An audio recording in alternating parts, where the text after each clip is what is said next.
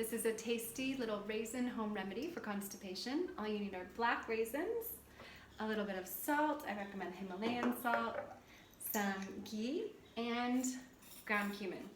So what you're gonna do is toast a handful of raisins in a dry pan, so no oil, no water, and just stir them around until they start to puff up a little bit.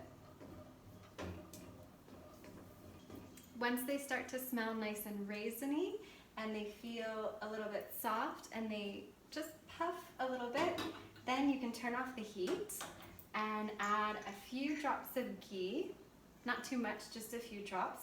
One of the reasons for constipation is a dry colon, so the ghee helps to lubricate the colon.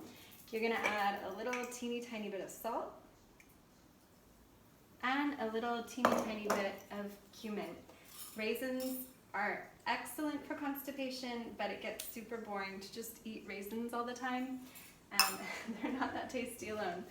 So when you mix them all together like this, they become super delicious, and just a handful a day will help with keeping constipation away.